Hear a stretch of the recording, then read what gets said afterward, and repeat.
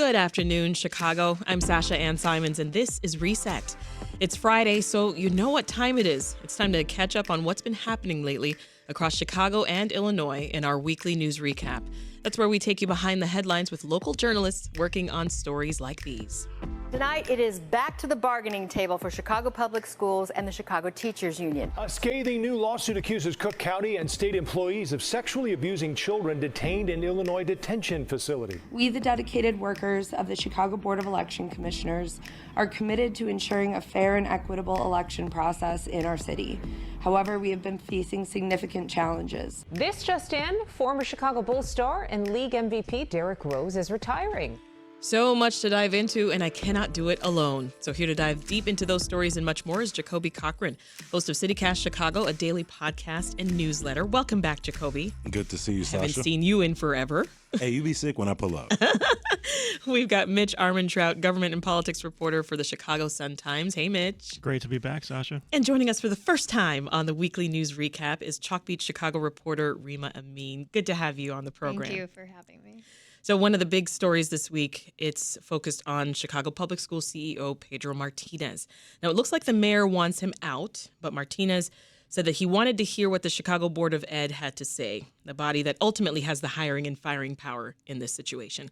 So the Board of Education met last night. Reema, did this come up? Sort of, yes. So the Board of Education took no action last night on Martinez's contract. And, right at the top of the meeting, board president John Anshee said, we've gotten a lot of calls this week, a lot of letters, a lot of emails, but we cannot and will not and won't, that's a quote, talk about personnel matters. And that is the extent that it was talked about by board members or Martinez. So what did happen at last night's meeting? So what did happen, it was a pretty tense meeting at times. The board and Martinez... So to back up a little bit, earlier this week, Martinez and CPS announced that as part of the meeting this week, they would be putting forth a resolution that they would ask the board to pass that would bar school closures until 2027. Mm-hmm. This is essentially a non-binding resolution, but it represents the board and Martinez's commitment to not close schools. We'll probably get into this later, but it's one of the reasons why there's been a lot of heat on Martinez recently. So the board passed that resolution last night. So they did do that. They shared some of their routine board updates that they typically do at these meetings. But what was the tense part of the meeting was the public. There were people who were there who were supporting Martinez and saying they don't want him gone, as well as opponents of his who spoke up during the meeting. So lots of drama. Yeah, let's get into it. I can't wait any longer. I want to give this some further context, Reema. So tell us about last week's leaks from anonymous sources, first of all. So actually, this talk about Martinez's future has been happening for several weeks now. WBEZ was actually, and the Sun-Times was the first to report roughly a month ago. What is time? I think it was about a month ago. It was. That Mayor Johnson was coordinating a way to get Martinez out. This comes after the mayor, publicly criticized the CPS budget, which has cuts in it in order to fill a big budget deficit. Johnson was not a fan of that, and neither was the Chicago Teachers Union, which is in the middle of contract negotiations with CPS. As those negotiations have gotten more tense, the Johnson administration sometime this summer asked CPS to take out a short-term, high-interest loan that would in part cover, costs of a new contract with the teachers union as well as the principals union. And that's at the heart of the tension here, right? That is at the heart of the tension, yes. This loan would have also covered some pension payments that the city wants CPS to pay, but CPS has refused to. So CPS refused the suggestion for a loan, and tensions have really gone up since then. And then last week, WBEZ and the Sun-Times, again, were the first to report that Johnson actually asked Martinez to resign. Martinez later confirmed that in an extraordinary public move in an op-ed he wrote for the Chicago Tribune this week. But Martinez has refused to resign. And Mitch, Martinez has been speaking out about this quite a bit. Right. Yeah. It's kind of you don't usually see this sort of a public back and forth this much. And Mayor Johnson is doing his best to sort of tamp it down, just because, it's this whole idea of taking out a loan for the district. It's tough to sort of sell that publicly, especially when the city itself is facing almost $1 billion budget shortfall next year, maybe $200 million by the end of this year. So it's just kind of fascinating to see this ball go back and forth from court to court. Yeah, so in addition to writing that op-ed in the Tribune, Jacoby, I mean, there was a support letter that was signed by civic leaders and more than 20 alders. Martinez, and I know this because I'm a CPS parent, sent at least 2 emails to us saying, hey, I'm not going anywhere. I just want to clear up what you've been hearing. I'm not closing schools. I mean, have you been watching this back and forth? Yeah, the entire time on the podcast today, we sat down with WBEZ's Mariah Wolfel and the Sun-Times' Nader Issa, and they kind of talked about this back and forth between City Hall, the mayor's office, and CPS CEO Pedro Martinez. And in some respects, like, what can you expect, except for him to go on the defensive in such a public way? I think all roads lead to probably an eventual end to Martinez's tenure. I don't think this type of back and forth, this type of clear tension that has been aired out to the public. We've seen it at the board meeting. We've seen it in op-eds. The mayor does what the mayor does, which is we do not comment on personnel matters. But from the moment he stepped into office, we had questions on which major heads would roll. We saw some very early on.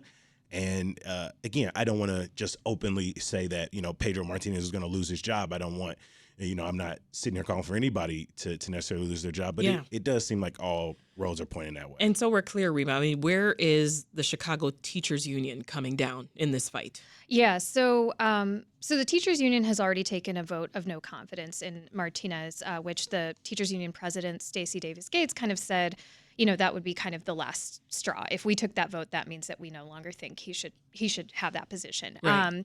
The union has also a couple weeks ago, they said that, we got hold of this document from CPS that has a list of schools that they are suggesting to be co-located, which is just kind of a fancy word that leads to school closures. To closing, And this city is not a stranger to that. They know about lists. They know about that.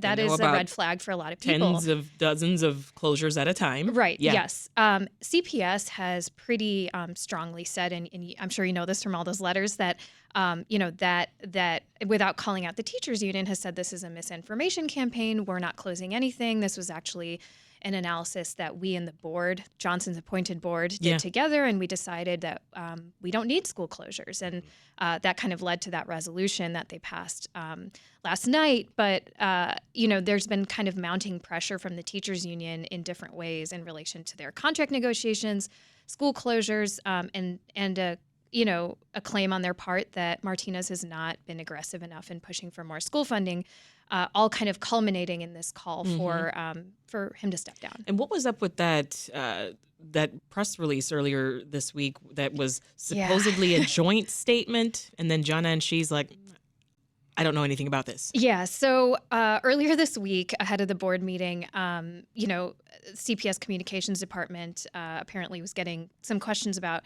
hey, from reporters, what's going to happen this week? You have any comment about the upcoming board meeting? So CPS sent a response to, a handful of reporters. I was one of them, and said in a joint statement from CPS and the board saying, we're not going to take any action on, the board is not going to take any action on the CEO's contract this week.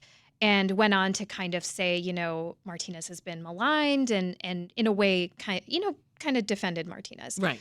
So I posted this on Twitter. Somebody asked me, is that real? And so I took a screenshot of it, posted it on Twitter. 2 hours later, the board president, Sasha-Ann Simons, said, quote tweeted that and said, this is the first time I'm seeing this statement. I was did shocked. Not approve that. So, I called him up, and he, said, there's a process that we do to approve these statements. I don't know about other board members. I haven't seen this. And so there were some questions about, I asked him, do you agree with the sentiment of the statement? Right. And he declined to comment. And so there were, again, questions about, is Martinez going to lose his job on Thursday night? Gosh. And of course he didn't. But that was a bit of a mess to add to Anyone the mess. else's head hurting right now? Because mine is. I think what's funny in terms of where do different officials stand on this. One person who has been very clear, CTU President Stacey Davis Gates, who said whether the CPS takes out a loan or not, whether the city ends up paying for these pension payments or not, this vote of no confidence was more robust than that they don't support some of the potential cuts in the budget. They don't support Johnson not being aggressive enough as you just alluded to on getting more paraprofessionals in schools. So more than just a symbolic move. Yeah, that they want more librarians, that they want to make sure that there are more wraparound services, that they are covering raises, that they are, not only just pledging to invest in neighborhood schools, but you see the actual dollar amounts there and the money trail. And so she's being very clear that this vote of no confidence is much more than a loan, much more than personality differences. Now, Mitch, Governor Pritzker, he has mostly stayed out of this fight, but on Wednesday he did speak up about some of the financial issues. What was his take? Right. So Governor Pritzker, his take is basically that, speaking as a business person, he says, obviously he's a billionaire, the heir to the Hyatt Hotel fortune. He's been previously involved in a lot of startups and things, but he says it's a bad business move. Just essentially taking out, this loan that's going to end up costing more, certainly than the $300 million that they would take out to start with. A lot of folks have compared it to a payday loan. That's not the terminology the governor's used, but this is just sort of the latest public. Again, Governor Pritzker is trying to stay out of this as much as possible. This is a pretty messy public fight, obviously. But he's not seen eye to eye with Johnson. Basically, since Johnson took office, we saw that come to light most visibly with the influx of migrants from the southern border and just various sort of disputes over where to place shelters and sort of bickering over who should be spending money on certain services. This is just sort of their latest just sort of a squabble, you could say. If you're just tuning in, this is Reset. I'm Sasha-Ann Simons, and we're breaking down the biggest stories of the week with a panel of first-rate journalists. We've got Mitch Armentrout of the Chicago Sun-Times, Jacoby Cochran of CityCast Chicago, and Reema Amin of Chalkbeat Chicago. So, Reema, what could the consequences be for the mayor, whether he keeps Pedro Martinez or fires him? Like, what does his contract say? So Martinez's contract says that it was amended, I believe, 2 years ago or a year and a half ago, where he must be given 6 months notice before being fired without cause. Okay. Now, if he's fired for cause, which is things like criminal misconduct, very serious allegations against him, that he's done the district wrong in a very serious way. That's just cause. He can be fired immediately. But at this point, it's not clear that there is apparent just cause.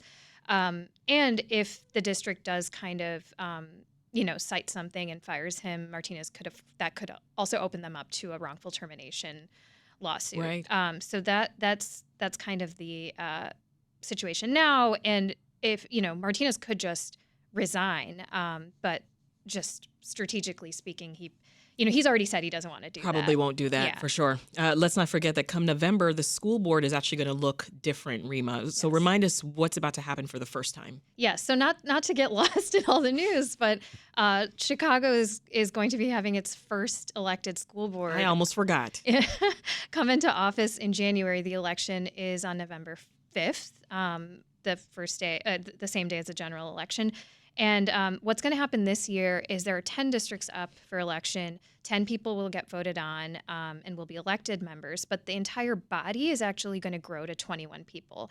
And so this year, you'll have 10 elected board members, starting in January. But the other 11 will be appointed by Mayor Johnson.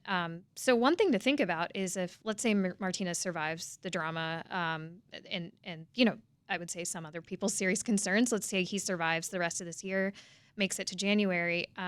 It's also possible that if Johnson feels the same way that he does now, he can compel his appointed members, who would still hold a majority, to fire Martinez. But again, his contract does have that 6-month notice, and so lots of things to be watching. What do you think here, Jacoby? That's a good point that Reema raises. I mean, do you think this new elected school board adds to the pressure that Johnson's feeling to oust Martinez before November? Yeah, I mean, I think most of us would agree that the school board is where Johnson has been able to exert a ton of control in this first year because he was able to unilaterally move out people and moving people who would be loyal to him, and to have a school board forthcoming in which he would still have a good amount of sort of say-so on what its makeup looks like and maybe be able to exert more influence. Now in these next few months is probably where he will have the most amount of say-so over what their agenda looks like and maybe who stays and who goes. And so I do think that forthcoming election adds a lot of pressure. Well, despite the fact that Johnson replaced all but one of the school board members with his own picks, they don't seem to be backing his decision to get rid of Martinez. Is that a surprise at all, Mitch? I think at any time a member of the school board sort of bucks the mayor, that is surprising, especially in Chicago. The school board was this sort of apparatus was put together in the state legislature under Mayor Richard M. Daley. I don't know, good 3 decades ago, and it was expressly designed to give the mayor total control over the board. And we just kind of by tradition, typically when a new mayor comes in, the sitting board will sort of step down and kind of defer to the mayor to let them put in their own new contingent. And obviously, with this first round of school board elections, the mayor will have a pretty strong say. I believe he still has control of the half the board for this first couple of years. Reema, is that correct? Just over half, yeah. 11 of his appointed versus 10 elected. Yeah. Right. Yeah. So I mean, he still obviously for at least this first go round, he will have a strong influence over it. But just by the way the board has acted so far, we'll see exactly how much they sort of hew to his orders. Well, before I was just going to say this exact board approved this highly contentious budget that we were talking about, and so we'll see. Sticking with you, Jacoby, I wanted to bring up another issue before we take a pause. On Tuesday, there was a coalition of Latino civic leaders voicing their support for Martinez, with a spokesperson really calling on the Mexican-American community to step up and rally behind him. Is this conflict sort of creating a wedge, you think, between Black and Latino political factions in this city? How many times have you asked that question about how many different issues? I think every week. You know what I'm saying? Yeah. And so, yes, I think in the same ways when Dorval Carter was sitting on the hot seat in front of city council and he called this an attack of a Black man in leadership, we're seeing the same calls with Pedro Martinez. And so it is to be expected. In his op-ed, in the second sentence, Martinez wrote, quote, "I arrived in Chicago as an immigrant from Mexico at the age of 5," right? Yeah. So how real is that wedge? I mean, I think it's a matter of perspective. I mean, we could sit here and talk a laundry list of people who are doing the work to have, cross-cultural dialogue and create unity opportunities. But I think with every story in which we see Chicago's Latino population, Chicago's Black population being impacted in some way, this question is going to come up. That's Jacoby Cochran of CityCast Chicago, Mitch Armentrout of the Chicago Sun-Times, and Reema Amin of Chalkbeat Chicago. We are just getting started, folks. Stick around because there's plenty more news to cover. And we're back now with more Reset and more of the weekly news recap. I'm Sasha-Ann Simons. And with us now is a panel of journalists breaking down the biggest state and local stories. Before the break, we talked about the escalating drama between the mayor and head of Chicago Public Schools. But there's plenty more news to get to. The Illinois Department of Child and Family Services is now facing a lawsuit from a family accusing the department of separating a 7-month-old boy from his family. New claims of child sexual abuse in Illinois juvenile centers. Hundreds of people are joining a new lawsuit. Early voting for the November election gets underway in some suburbs. Despite the fight to keep ShotSpotter here in Chicago, the service will be decommissioned as of 12:01 a.m. Mayor Brandon Johnson is now on a quest to find an alternative to the gunfire detection system. In studio, we've got Jacoby Cochran, host of the daily podcast and newsletter, CityCast Chicago, Mitch Armentrout, who's a government and politics reporter for the Chicago Sun-Times, and Reema Amin, who's a reporter for Chalkbeat Chicago. So, Mitch, Mayor Johnson also made headlines this week for officially turning off ShotSpotter. How many times have we talked about that thing on this program? So this comes after Johnson vetoed an aldermanic effort to keep the gun detection tool. Just remind us about this ordinance that passed really just one vote short of being veto-proof. Right, yeah. So the city council basically, it's a rare show of strength sort of from a city council that under previous mayors has typically served as rubber stamps for the administration. But this time, we saw 33 alder people who want to see the city basically keep ShotSpotter in place. We're talking about this gunshot detection technology that it's basically set up across mostly the south and west sides, where a lot of crime is concentrated in the city, but which detractors, mostly from progressive circles, including Mayor Brandon Johnson, they've long criticized the system for drawing more police into communities and leading to potentially more dangerous interactions between people and the police. But there are also supporters, which we see a lot of in the city council, who say, these are areas where we need to use every technology available to, bring police in to prevent shootings, they say. And sort of as far as like the most, I guess the objective observers, from the Office of the Inspector General has said that basically we don't have enough data to know whether or not it's doing either of those things. For now, the system was shut down on Sunday night. The sky has not fallen, as far as we can tell, but there's a lot more talks to try and figure out. The mayor now wants to put out a request for information for other similar gunshot detection systems to replace ShotSpotter. ShotSpotter has already thrown its hat in the ring to get that contract from the city, so this is an issue that's not going to be going away anytime soon. Well, let's hear some of what you just said play out in real time here. Let's hear what Mayor Johnson says about why he decided to cancel this thing. It's an ineffective tool. And what I'm not going to do is allow the interest and the greed of a corporation to play on the fears and the anxiety of the people of Chicago. So that was the argument against ShotSpotter, but the 33 alders who voted in favor of it, they view the technology, as you said, quite differently. This is 17th Ward Alderman David Moore, what he had to say. To say that the 91 lives that were saved between January 21st, 2023 and July 31st, 2024 via alerts from ShotSpotters, no 911 calls, that this is just a walkie-talkie on stick, it's dangerous. The evidence is so mixed about how effective ShotSpotter is. Jacoby, I got to hear from you. What do you think about this whole showdown? Yeah, it feels like a lot of the data that the alder is speaking of is data that has been vetted by Sound Thinking and ShotSpotter. Whereas if we look at some of the pushback, it's not just the city of Chicago. New York City's comptroller's office just earlier this summer released a very similar report that we've seen in other cities where the technology is being used, in which it largely feels ineffective. It's not leading to arrests. It's not leading to retrieval of weapons. It's largely sending officers charged into communities of largely black and brown neighborhoods that are already experiencing high disinvestment. And yes, the people in these neighborhoods want to see violence prevention. Yeah. They want to see less people losing their lives, less gunshot victims. But they also want to see data-driven realities and this idea that we want to feel safe because gunshot detection technology sounds good. I understand. And those 91 lives that Moore speak of, if that is the case, no, those should not just sort of be scoffed off. But when we look at the larger data set, it's not proving to be an overwhelmingly effective tool. Mm-hmm. My concern here, though, is that we're not going to end up having a broader conversation about what does surveillance and what is the role of technology in neighborhoods so quickly after Johnson denounces one technology, he sort of opens the ring to another corporation. Who's to say we're not going to be having these similar conversations 6 months, 12 months from now? Exactly, right? Because whoever he brings in, regardless of what their mission statement is, their goal is to grow their bottom line.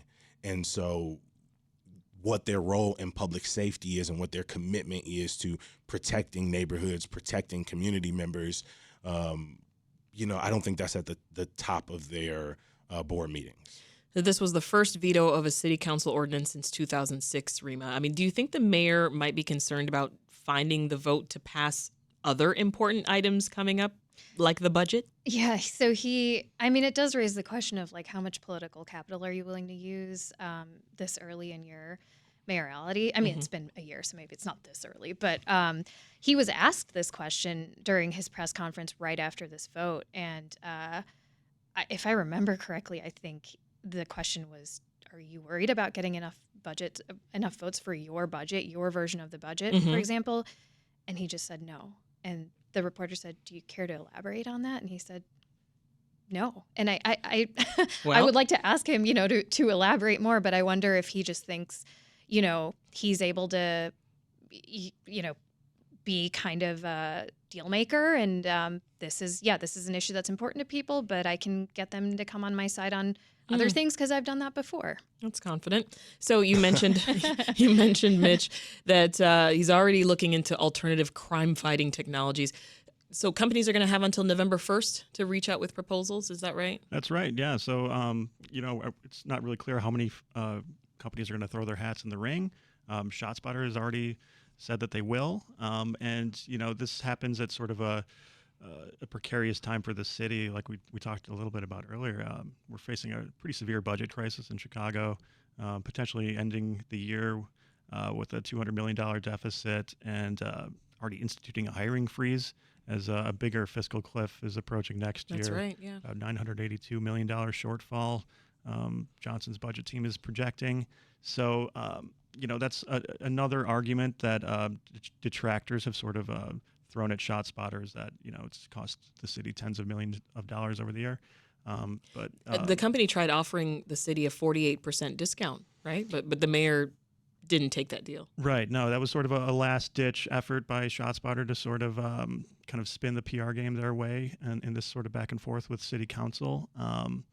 So, yeah, it might take a bigger discount to sort of get the mayor's attention, I guess. All right, let's move on to another public safety issue here that we got to cover, Jacoby. The city announced that mental health-related 911 calls are no longer going to be handled by police and fire departments. Fill us in.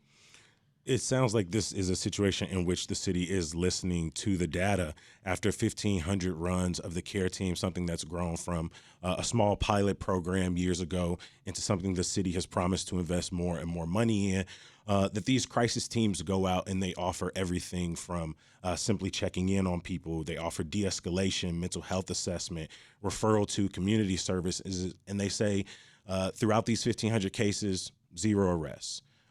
Physical altercations are happen less than 0.1% of the time.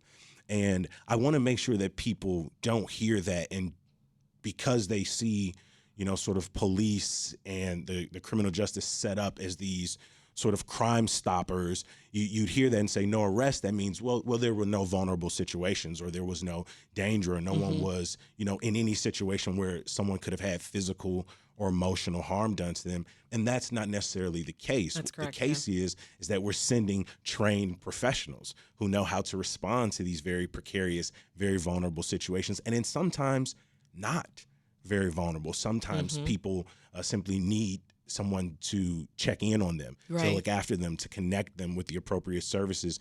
And so to see the city expanding this pilot program, I'd like to see it be something we're adopting across neighborhoods, but we know when we talk about city public services and what it means to scale them, in some respects, I think we have to be okay with these slow results, these slow expansions of the program. But I hope that this data and this move sets this up for increased investment and not for a situation in which we find ourselves 18 months from now scapegoating this program as we have to make sense of any pendulum swing in terms of the crime statistics as we know them. This is Reset. I'm Sasha-Ann Simons, and we are breaking down the biggest stories of the week with Jacoby Cochran of CityCast Chicago, Reema Amin of Chalkbeat Chicago, and Mitch Armentrout of the Chicago Sun-Times. Sticking with you, Jacoby, let's turn to a tragic story that it really just seems to be getting worse. Hundreds more have joined a lawsuit saying that they were abused at juvenile detention centers across the state. What are the allegations here? Man, a lot of these allegations are very similar to one another, and I want to give people the time to, if they need to, step away, to turn down, turn off, or move away. But hundreds are alleging a systemic pattern of abuse in which, at the hands of so many different staff members, whether we're talking correctional officers, whether we're talking nurse, whether we're talking kitchen staff, subjected young boys and young girls and young people to sexual and physical abuse, to rape, to isolation and physical and mental abuse as a way to cover up these crimes. And when I listen to the reports, so much of them use the word new And they use it as a modifier to talk about like sort of new people coming forward and new lawsuits and new allegations. But this is decades, feels like the wrong word. Yeah. It's decades for many of these people. And interestingly enough, I was in a Uber, or I was in the car on my way home last night, and on 92.3 there was a commercial that asked people to come forward. Yeah, I've heard it too. If they had similar stories. And you know, while these lawsuits and these allegations may be new, this is a culture that we have largely allowed to go sort of unchecked. In the adult carceral system, sexual abuse for most of my life has been looked at as a trope and a joke in sort of pop culture. And so to think that the youth carceral system would be any different and that they are not more vulnerable. When I got here earlier, Mitch mentioned that back in high school, we competed in high school speech together. Yeah. Which reminded me that when I was a sophomore in college speech, I wrote this speech about these types of allegations and this type of abuse and how rampant they are across the country. And so to hear it, I'm not shocked. I'm, of course, horrified and, you know, extremely, like, frustrated and saddened by it. But, like, this is what the inside of our carceral institutions this is what's happening. Look like. This is what's being allowed to go forth because we've deemed that people as young as 11 are disposable. Those commercials you referenced, I mean, I remember hearing it for the first time driving in my car as well, and it was very jarring to hear it between, you know, music playing, and you're hearing these like very serious commercials of asking folks to call and, you know, come forward if, you know, in these years, 1980 this or 1990 that, if you were abused, come forward, reach out, we can help. And shutting down facilities or instituting new policies or firing heads of departments and replacing them. Like, there is no way to just address these systems through these fraudulent attempts at reform, because even now, as people may receive some type of monetary restitution and they'll have their story heard, like, people will go to sleep tonight in these facilities afraid that the exact same thing will happen to them, unchecked, unheard, in facilities that in many cases are out of sight and out of mind for so many of us. Now, Reema, I want to turn to another story. An Illinois family is accusing DCFS of inappropriately removing their 7-month-old baby. What happened here? So a couple went into a doctor's office. They did not speak, at least the mother did not speak English, went in to get a burn checked out on their young, 3-month-old son's leg. The doctor who was seeing the baby, was worried that it was a sign of abuse and called DCFS. That is apparently a point that attorneys for this family and for DCFS agree on, but it was what happened afterwards, which is where this lawsuit comes into play. Apparently, DCFS within 24 hours, took the baby, checked the baby out, had their experts look at him, and decided that, according to this lawsuit, that baby was fine. There were no signs of abuse, and yet the baby, cycled through 5, I believe, foster homes over the next 2 or 3 months before. And again, this is just a 7-month-old baby. Yes, sorry, So I think I said 3. Yes. No, you were correct. I'm just trying to help folks wrap their minds around the fact that How a young 7-month-old he is. baby has been in 5 different homes. 5 different homes away from his mother and father, and was eventually returned to his family. But the family is filing this lawsuit now, alleging that DCFS, mishandled this case and knew pretty instantly that there was no abuse. I should mention too that it says in the lawsuit that the agency dropped the case against the parents. A Central Illinois lawmaker seeking tougher penalties for registering non-citizens to vote. Mitch, what's happening here? Right, this comes from State Representative Dan Calkins. He's in the Central Illinois. He's a Republican. He's trying to introduce this bill as lawmakers come back to Springfield in November that would basically add additional penalties for people who are not citizens who try to cast a ballot. It would also punish people who help people do that. You talk to most experts about the American voting system, and this is not a widespread issue. There's very few instances of any voter fraud found nationwide. Typically, any given election, it's somewhere in the neighborhood of a few dozen. Most of those are mistakes, and folks who are caught are typically prosecuted pretty heavily. That's a federal offense. So this is pretty widely viewed, certainly by Democrats in the state, as a political ploy. Obviously, the idea of voter fraud is a central platform of Republican nominee Donald Trump's campaign. It's something he's been talking about for more than a decade now. But Representative Cochran himself has acknowledged that basically what this bill is trying to outlaw is already outlawed under federal law.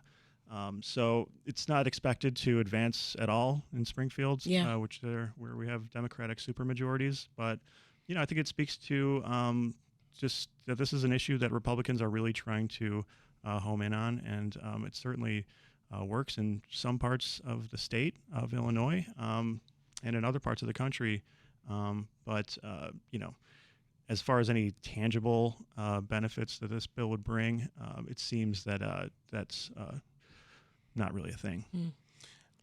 And I want people to make sure that they realize just how serious these types of claims that the far right, Republicans and conservative circles and politicians are bringing up, because I feel like it gets lost in the conversation that voter fraud and the myth of it out of the mouth of Donald Trump is being used to sort of placate the ego of a narcissist. He talks about voter fraud because he really can't stomach the idea that he not only lost an election, can lose an election, can get less voters, but that at the exact same time is a part of a larger political platform that is not only disenfranchising voters across the country, but it's allowing for institutions to set up mechanisms in which they can more easily contest legitimate votes and then potentially, set up situations in which they are taking and ultimately stealing elections, the exact thing they are claiming is going to take place if, millions and millions of illegals vote, which again is not the case, is deeply racist, is so much a part of America's white supremacist playbook, is that you can go back centuries and see this exact play being ran. It's like handing the ball off to the running back and going up the middle. It's always been a part of the game. It's always going to be a part of the game, but I don't want sort of the clown in the room to make us look at this as a joke. It's a deeply malicious political tool that sets up fascism. And speaking of voting, early voting began yesterday in the collar counties, but doesn't start in suburban Cook County until October 9th. CD residents will have to wait until October 21st. All right, let's take a quick break, but stick around because we've still got more news to cover with Jacoby, Cochran, Reema, Amin, and Mitch Armentrout. This is Reset. I'm Sasha-Ann Simons. Before the break, we learned about lawsuits against DCFS and Illinois' juvenile detention centers, but we still got more news to cover. Our panel today is Reema Amin, who's a reporter for Chalkbeat Chicago, Jacoby Cochran, who's host of the daily podcast and newsletter CityCast Chicago, and Mitch Armentrout of the Chicago Sun-Times. So, Mitch, you had a story this week about some city workers who owe a lot of money. What did you find out? Right. My colleague, Tim Novak, and I, we sort of dug into this mountain of $6 billion that the city has failed to collect in outstanding parking tickets, water bills, just a whole bunch of things that folks have not paid up with over the last few decades. And we found that city workers actually hold about $18 million of that debt. So, it's a pretty small portion of the larger pie that the city's missing out on. But also, these are folks who, in theory, should be the low-hanging fruit for city finance workers to track down and sort of get that money back where it's desperately needed right now. We've talked a lot about the city's financial woes, but we're talking about $7 million owed by CTA workers, close to $1 million by Chicago police employees. This is just dollars that you would like to see the city scoop up pretty quickly. We certainly heard from a lot of city agencies, who were folks at these agencies who were kind of worried about having the offices of their agencies printed in the newspaper, and assured us that they're chasing down this money as we speak. But they're on it. Exactly. It just sort of speaks to this larger issue of missing out on so much money when the city needs it most. Well, yesterday on the show, we did another kind of news recap yesterday. This time it was of the Chicago Sky's season. Now, this is what Quita of the YouTube channel Quita Loves Sports had to say yesterday afternoon about Coach Teresa Weatherspoon. I do think that she is going to be the coach for the Chicago Sky for the long term. And I think that this year she learned a lot. She's going to improve greatly. And next year we're going to see a better offense, offensive structure. The hope is to see that same sort of defensive intensity and see her make some more strides with some of her star players. So that didn't age well, because that's not how it went for Weatherspoon, right, Reema? No, Weatherspoon has been let go. Yeah. And it comes after, she led the team, I think, first time since 2018, not to the postseason. And so that certainly was probably a factor in letting her go.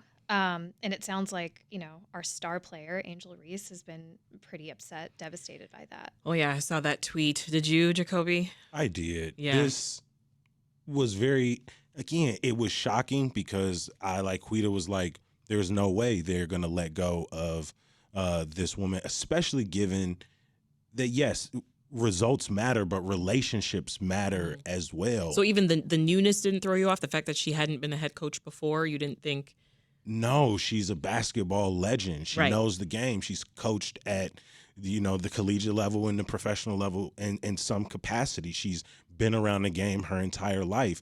The clear mentorship she offered to the players ran so much deeper than what they were doing on the court. And I get in 1 year in which we lost, 27 games, it's easy to just look at that record. But I thought this year was about building something, announcing a new mascot, announcing a new facility, which has already been a big problem in keeping people to stay here. Right. Getting a first round pick who is capable of being the face of a franchise. And now. And before that, a new GM. Yeah. Right? Now you're going to build relationships. And this, I think, sours all of that. How can a new coach come in thinking we believe in them when you just sat in a press conference with Spoon not too long ago and lauded her with praises? How can you ask players to come in and trust when even the franchise player is caught off guard and doesn't know what's happening is completely shocked? And so, it feels like Donald Glover walking into a room completely on fire with a pizza. Like, this is the worst possible timeline for this guy. No, this is a tough one. Yeah, Angel Reese starts off her tweet, "I'm heartbroken," and I think that's a sentiment for a lot of fans as well. Now, I hate to do this to you, Jacoby, but we gotta talk about it. Two teams close to your heart are struggling real bad. I want to start with the White Sox. How hard has this season been for you? You're representing with a Sox hat right now. I got to shout tell out to Ron Louie, a Chicago creator, for giving me this baby blue brim. I'm gonna be real with you. It actually hasn't been that difficult, because it's been so bad, and it was so bad so early that when a third of your players are injured less than a week into the season, the writing is pretty much on the wall, right? You thought rock bottom is when you were firing a long-term GM, a long-term president of baseball operations. Nah. That's not rock bottom. You think it's rock bottom when before the season starts, you sending away aces. Nah. Players injured and don't like each other? No. Getting rid of the coach and some other coaches in August? Nope. Now you are tying the 1962 Mets, an expansion team with 120 losses, and now people are actually watching you. People are actually kind of paying attention. People are laughing at the White Sox Twitter account. But to see how bad you are, right, exactly. Mitch? Are you paying attention to this? And then, right when you have us at what feels like rock bottom, it actually gets worse, because then you go, oh, no, we could beat teams 7-0. It's possible. We could sweep teams. We got it in us. We just don't got it in us. And so tonight, I fully expect them to lose the first game on the road and just be like, 121, here we are. Because that's what there is no more true example of what it means to be in a relationship with a sports franchise that's simultaneously begging for billions of your tax dollars to build another. Well, here's arena. the thing, Mitch. They avoided being the absolute worst, right? Getting that title. I mean, is that any kind of consolation? Well, so far they still got time to be the absolute worst. There's plenty of time left. I gotta say that honestly, like I've actually had a lot of fun watching this team be so bad this year because it's kind of really what he was saying. Yeah, exactly. It's just exposed these deep faults in the organization, this dysfunctional organization that has been dysfunctional for the vast majority of our lifetimes, I would say here. 3 playoff wins since they won the World Series our freshman year of high school. Exactly. And so that's what we've been given. And I attended a couple of the games earlier this week where they had a chance to break the record, and it was honestly like there was a pulled up for it. Right. I mean, there was just this sense in the ballpark. It was almost a playoff atmosphere because fans were so invested. These are the diehard fans who have been suffering this long. Oh, poor things. And I guess it's sort of a sick pleasure in it to this point. Can I just say I don't really follow the Sox or baseball, but a friend of mine who is a big Sox fan sent the group chat an article from the Times that said these folks went to the stadium to see the Sox break the record for being the worst team, and they couldn't even lose that game. And I died laughing. Yeah. All right, a little bit of time left here. The Bears. How disappointed are you with this team right now, Jacoby? I mean, if you listen to like the podcast and like what I've put on record, you'd think I'd be deeply disappointed. But as the week has gone on, as the Hard Knocks has sort of faded from my system, like this is it's a rookie quarterback. He just threw for 363. Let's give Caleb Williams a chance. Yes, I mean them young LSU boys is looking good right now, and so I can't say that young people don't show up because Jaden looking good out there in Washington. Yeah, Neighbors is looking good in New York, and it's not to say that Caleb isn't showing some flashes. Again, 363, hooking up with Rome last week, the other first round rookie wide receiver that we drafted, and so I'd like to see a little bit less scrambling, but that's not all on him. I'd like to see a ton more common sense play calling, like 4 plays on the goal line and you got wide receivers blocking linebackers and nickelback. Like what are you doing? And so it isn't all on him, and I hope just give him time to prove himself. I think he needs some time, and I also think we are likely to see a White Sox-esque midseason cleaning house of a couple maybe play callers. All right, I'm going to squeeze in one last sports story. Former Chicago Bulls Derrick Rose, he's officially retiring from the NBA. Thoughts, real quick? It's hard to think of a more beloved athlete in Chicago, who obviously his career is sort of a Shakespearean tragedy, thinking back to 2012 when he had the first of his knee injuries. But, I mean, I can't really think of another athlete who has been collectively beloved by the entire city for so long. Yeah. No, Pudini carried a lot on his shoulders, simultaneously the ghost of Benji Wilson and the accomplishments of Michael Jordan to give a city hope, and to be the youngest MVP at just 21 from Inglewood, a soft-spoken, kid who professed to the world, why can't I be MVP? His entire career and his entire legacy, will be complex for some, will be heartbreaking for many. Right. My thanks to Jacoby Cochran of CityCast Chicago, Reema Amin of Chalkbeat Chicago, and Mitch Armentrout of the Chicago Sun-Times. Have a great weekend, folks. And that is it for Reset. The show is produced by Meha Ahmed, Linnea Dominic, Ari Mejia, Micah Yason, and Andrea Guthman. Dan Tucker is our executive producer. Ethan Schwab is our engineer. Monday on the show, we're going to take a stroll down Maxwell Street to see what's changed and what's been preserved of a bygone era. It's the latest in our What's That Building series. I'm Sasha-Ann Simons. Thank you so much for listening. Have yourselves a wonderful weekend, and we will meet again very soon.